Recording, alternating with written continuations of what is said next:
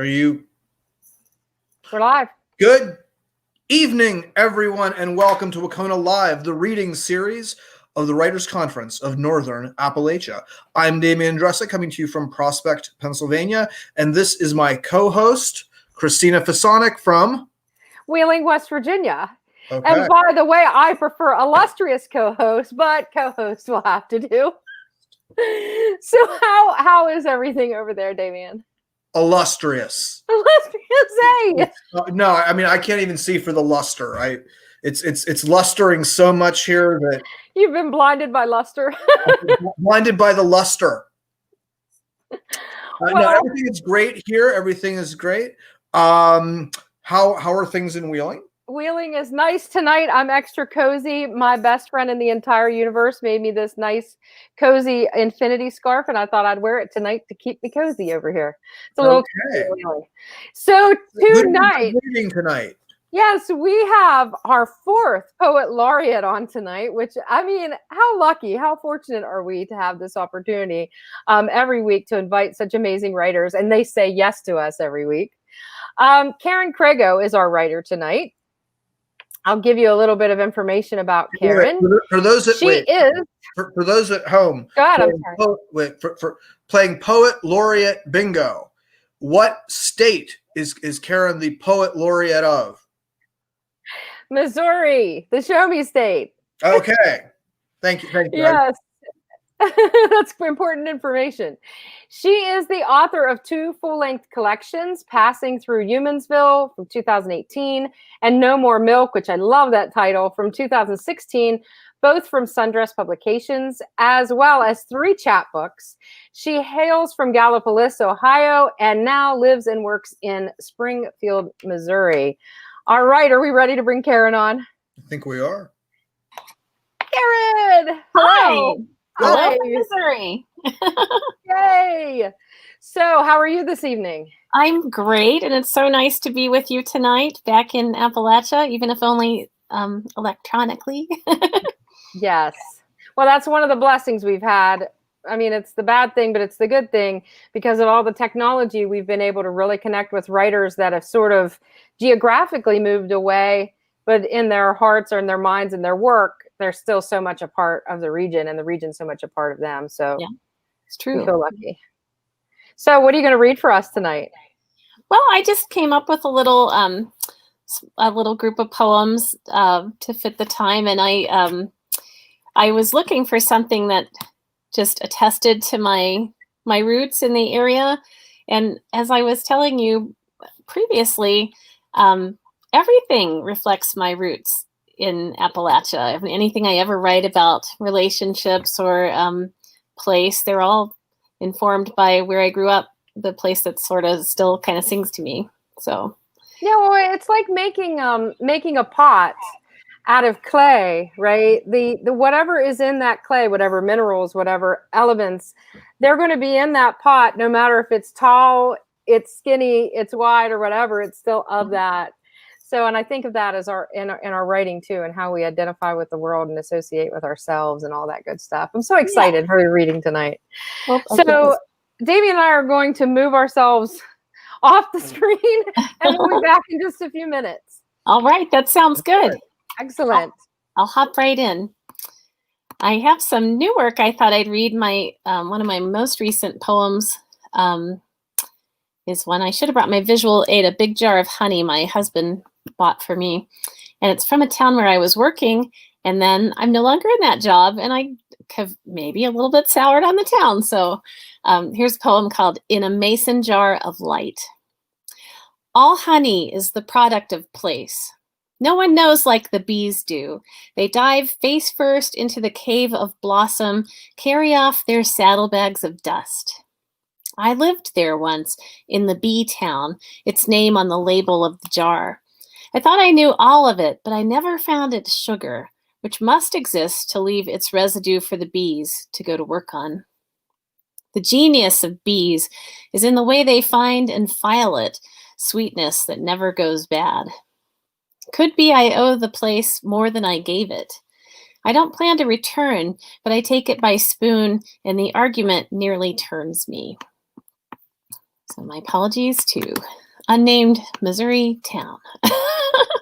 Recently, I had work in the New York Times. They asked Poets Laureate to write poems of gratitude that were kind of based in the state that they represent. So here's one I wrote about, and it's kind of about when you're seeing like all the colors gone in the fall, and then you look in underneath the main trees, I spotted driving by a layer of just bright gold. All the upper leaves were gone, and it was kind of their chance to shine. Last scrap. Oh, by the way, Missouri is the show me state. You probably know that, but that information will prove relevant. Last scraps of color in Missouri. Today I passed a stand of trees, tall, closely packed, bare, and almost black from rain. But underneath I saw smaller trees, just getting started on their slow snatch and grab of sky, and I saw these were golden still, and they glowed like campfires in the dark. Lately I'd been wanting a little light, and there it was, and all I had to do was turn my gaze a few degrees from center. Some blessings find us when we move to them. They're waiting only to be seen. Near the end of a difficult year, may we spot the light as we breathe in prayer or supplication. Show me, show me, show me. See? It came back.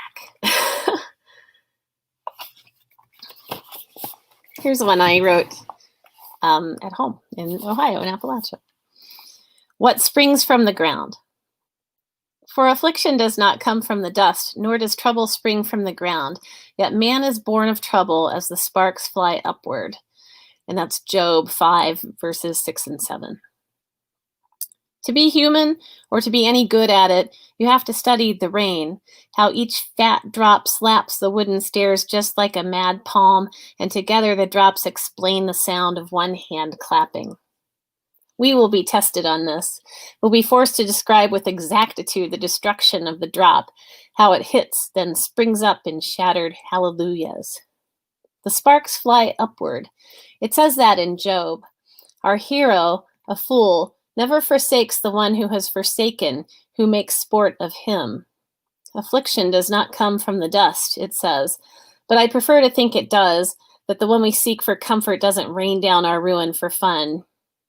Man is born of trouble, but I am a woman, and between my flinty thighs can make some trouble of my own. When it rains in the mountains, sometimes a gully begins, and a fault, and eventually the whole hill gives way. So I hope you have been to Sunday school and know about Job and how he was sorely tested. I bet you have. I saw my mother on TV once. There was a water crisis in the tri-state area, Gallipolis, that sort of Kentucky, West Virginia, Ohio area. And the whole time I was growing up, I never even knew who the governor of Ohio was because I always got my news from West Virginia. But my mom was on that tri-state news broadcast, and here's what that's all about. My mother tells the tri-state about the water crisis. People don't realize, but this is a big emergency. Someone has sent me the link, and there she is, my mother, camera tight on her face. She looks so old, lined like an apple doll, as she explains how she's coped a week without. It's gotten so bad, she says, she's had to get water from the ditch to flush the commode. That's how desperate people are, the anchor says, and we all picture her, stooped with a bucket at the mud bank, having to make 2 or 3 trips. I'll be okay, by damn, she tells me on the phone, and I can see why they chose her. I would have picked her myself. Mom hails from Pennsylvania, like Damien. So, okay. I have a minute or two. I chose way too many poems, but I have a scattered plan. Here's one about our lakes and streams and rivers. Walleye. I'm trying very hard to be that true, to try on the river like a gray cloak. I've seen how it carries sticks down its length, and faith says it does so even as I sleep by its side. I see a message here, that water is all that remains to hold me up. If all I'm afraid of is pain, there's nothing to be afraid of. How many times have I loaded my pockets for simple love of stones, their edges, the way they fit in my palm? Today the walleye spawned so close to my front door, I think I'm starting to feel it, what it is that pulls them so far from their easy lake. Walleye, of course, spawn from lakes to rivers. I hope you see Appalachia in my poems. It's certainly in my heart. Ars Poetica, poem about poetry. I want to say this simply. I was out near the river. The trees were bare and would be. I saw no black snake in the undergrowth, but that doesn't mean it wasn't there, all mouth and narrow appetite nosing the dirt. I could feel all I was losing. I was a hollow tree, enough space between my sternum for a nest. There was no one to hold me but the world, the empty air. Couldn't it be love that makes the cardinal stand, a fresh wound against the sky? Could love make you sing like that? Desperate, terrible? And that's it for me. Thank you very much. I presume massive amounts of people are out there. So thank you all thousands of you for coming. It's always a little dissociating or something because you can't actually talk, but I can tell you that Jo is on tonight and she thought that it was lovely twists of language and effective imagery. And she's one of our regular viewers and we really appreciate her and everybody else who tunes in week after week. I really loved your poetry. I had read your poem that was in the New York Times when it came out. Oh yeah, thanks. And Mark Harshman, the Poet Laureate of West Virginia, came on Thanksgiving to read his. And I had read them all that day, and I was like, I wonder if she's going to read that tonight. So I was so glad that you did. And that's really what it's about, right? That you're in this dark place and you think this is permanent. And then you look up and you realize there it is. Yeah. There's gold underneath the branches, the dark leaves, the dark clouds, and all of those things. That's entirely my practice right now too. Like spiritually, just to find the gratitude, to like see what's good and sort of draw it in. I hope it comes out in poems because I'm trying so hard. Oh, definitely. And I go ahead, Damien. Oh, no. I really like the line "trouble of my own."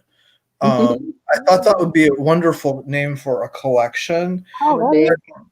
But then you said something that I've never. I mean, that's when I often find lines that I'm just like so like, oh, this is gonna like be burned into my brain forever. But you in terms of firsts for WCONA Live, you have said something that I actually would love to see on a T-shirt. I've never thought about no one to hold me but the world. I would want to see that on some. I want to see people walking around with that. I think a little Karen Craigo right beneath, That's either so dark and grim or so wholesome and uplifting. It's like one day it's one way and one day it's the other. I love that. I think it's like the most positive thing I've heard in like ages. Oh, that's so good. I felt positive about it when I wrote it.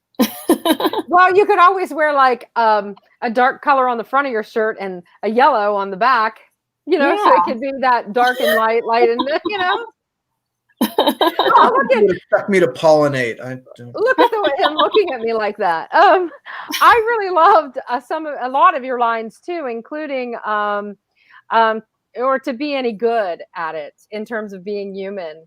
Yeah. And it's something to think about because we're all human. Right. But not all of us are good at being human. And some days we're better at it than other days. I think that goes without saying, but I'm practicing. Yes, I really, and the poem about your mother, it really struck me because I could imagine my mom, this rural West Virginia woman, being on the news and how surreal it would be to see my own mom on television. Like, was it strange? And for her to be talking about bringing water from the ditch to flush her toilet, and you're just thinking, oh, worst daughter, how can I fix this? I'm in this movie. And the television reporter says, ma'am, do you not have any living children? Barely living. Right, exactly. I just really enjoyed that, and it just made me think about my own mother, and I could hear her say something like that. But of course she wouldn't do it. She'd be like, and I got the neighbor boy going down to the ditch to get me a bucket of water. So how did they, I assume they resolved this crisis in a shorter time period once it made the news. Yeah, I think it was weather related and infrastructure related, and I don't quite know what was going on, but Gallipolis didn't have any water. Wow. I really truly I loved everything you read for us tonight. Oh, thank you. It was wonderful. Really. And I thought that it was interesting that the honey poem talked about, the first line was about, or some lines were about what we talked about earlier when you first came on the show, that honey is a product of a place. Yeah. Just like we are products. Yes. Yes. So you are with Sundress Press. Yes. Out of Knoxville. Right on. Erin Elizabeth Smith, a University of Southern Miss alum. Oh. Yeah, she is amazing. She's the best editor in the universe. Do you have books to hold up for us? I do. I was reading out of them. Hold those up. I have stickies. This one's called No More Milk. Let me get it in the... There's a cow. A lot of people can't see it right away, but that's the ear and the eye. Yeah, so that's No More Milk. There's a lot of stuff about being a mom and sort of home economics. How am I going to pay for the milk crate? This one is Passing Through Humansville. Humansville is actually a Missouri town named after someone named, I think, Fred Human, strangely enough. But Passing Through Humansville, that just sort of gripped me, the idea. I drove through one day, and there were tendrils of fog over the road, and I was sort of busting through like you do sometimes, and I just thought, I'm passing through Humansville, and I did it twice that day, and I thought I have to go write a poem about that. it almost stats with Fred and his wife, like human mind. Yeah.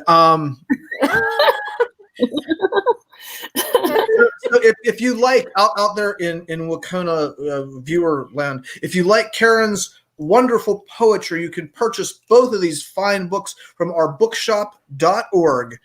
Support Karen, actually Sundress is a really terrific press. They've been doing great things for 20 years. I want to throw a little plug for Erin Elizabeth Smith, because they do a bunch of cool stuff down there in Oxford, Tennessee. But you can acquire both these fine books. And you were also an editor.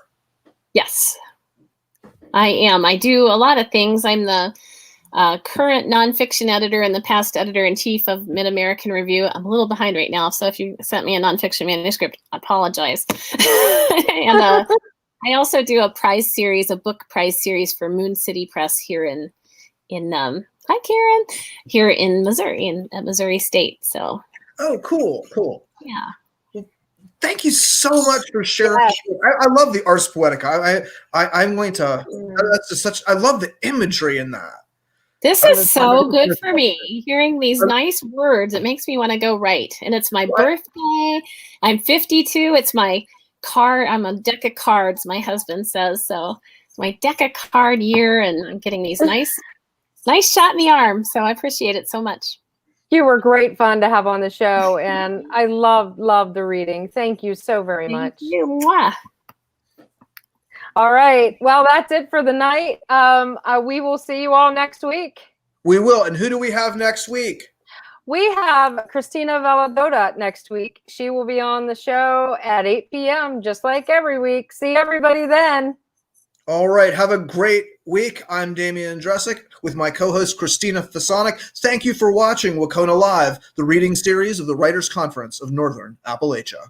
Bye, everybody.